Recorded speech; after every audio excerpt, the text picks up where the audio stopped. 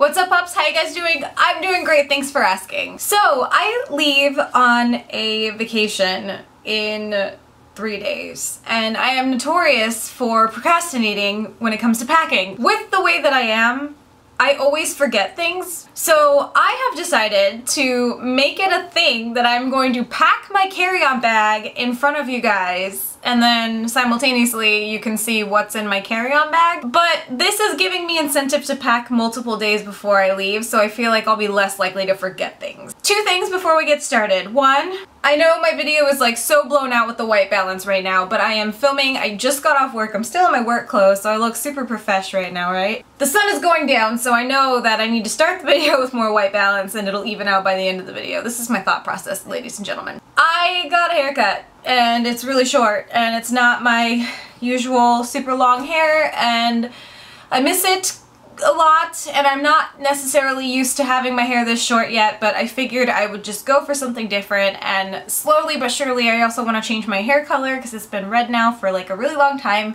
and I'm thinking of going more ginge than red, so that'll be a thing that I slowly try to do. Okay, so anyway, without further ado, let's pack my carry-on bag. So firstly, here's the bag that I have that I'm taking as my carry-on bag. I have a super big suitcase, and I obviously bring that with me because that's what all my clothes go in, but I've always typically brought a carry-on bag as well. I don't know if it's just because I feel like I have to bring everything in my life with me when I go places, but I just like to bring a carry-on bag. And I've never really had an actual carry-on bag. Normally I'm just bringing like a backpack or something. So I was doing some searching on the internet for TSA approved carry-on bags because I've had issues in the past where I haven't been able to carry on my bag and I've had to check it and pay money. So I found this bag. The brand is Marikotiki, and what I think is really cool about this bag is it's not only like a duffel bag slash carry-on bag, but it has like a built-in laptop carrier. I'm not sure how many of you guys have flown recently, but the last time that I flew was a couple months ago, and the TSA now makes you take your laptop out if like you have a carry-on bag with a laptop in it. They make you take all the laptops out if you have more than one, which I have traveled with more than one laptop before, and it's really irritating and annoying. So this bag was kind of cool because they advertise that it has like a laptop slip in the back, so all you have to do is just literally pop it out and you're good to go. So this bag is really cool and I'm excited to use it. Anyway, without further ado, let's pack this bag. The first thing that I always bring on a plane, reading material, because I get bored. Now, more than half of the time, I end up falling asleep and I don't touch my books. So I always bring books just because it's better to have options than no options, because sitting on a plane listening to the humming of the plane moving doesn't do it for me. So I just purchased this book the other day. It's called Nice is Just a Place in France, which I think is funny because I think, isn't it pronounced Nice? But this seemed like a really funny book when I read the back of it. And then obviously Grace's Guide, because you can't go anywhere without Grace's Guide. I also bring on the plane any of my immediate makeup products that I don't want to pack. I do not like to wear makeup on the plane. It's just a personal preference. I know some people, when they get on planes, they love to dress up in like heels and makeup and their hair did and their nails done. I don't get it. I like to be comfortable on a plane. If I'm sitting for an extended period of time, I don't want to feel like I'm going out. It's usually just the main products that I use, like my foundation and my blush and my bronzer and maybe a little bit of mascara. It's never anything too crazy, but I always bring my immediate makeup with me because when I get off the plane, I like to do my makeup then, and it's just more convenient to have your makeup immediately available to you, because I do end up packing my other makeup, like my eyeshadows and lipsticks and lip glosses and whatever. That all gets packed in my big bag. It's too hard to try to stop what you're doing in the middle of an airport and like find your makeup in your big luggage bag after you're done waiting for it to get off the plane, and then it's just, it's easier. And going hand in hand with makeup, I don't like germs. So on the plane, I will definitely have not only some face wipes, but I haven't purchased them yet, but I will have sanitary wipes too. I don't mean to sound like a germaphobe, but like you never know how well the plane was cleaned in between the time of the passengers from the previous flight getting off and you getting on. So I just prefer to bring sanitary wipes to wipe down everything initially that I'm going to be touching, whether it be the armrests or the little thingy that flips down and whatever, the tray. Why couldn't I think of that word? Like I said, I haven't bought the sanitary wipes yet, so I'm gonna buy those and those will be in my bag. But I also bring face wipes because it just, I don't know, after you get off a plane, maybe I'm the only one, but my face feels really gross and greasy and just strange, and I like to kind of wipe it down before I apply my makeup. So I bring face wipes with me just because it just makes me feel like I'm taking a shower, but I'm not. It's weird. I also bring some contact solution in a small TSA approved bottle because my contacts get really dry on the plane, and I think it has to do with the fact that they're spraying so much air in your face constantly.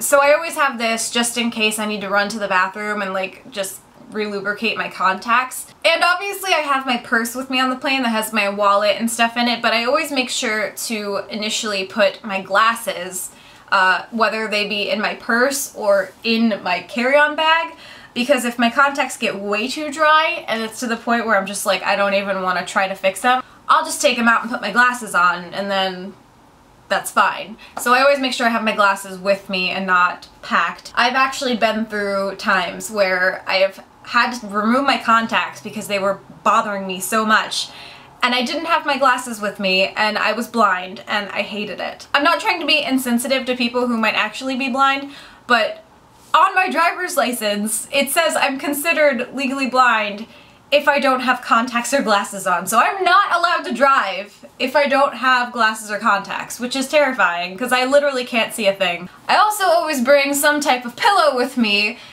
because back when I was little, they used to give you pillows and blankets if you asked for it on the plane, and now a lot of planes won't do that.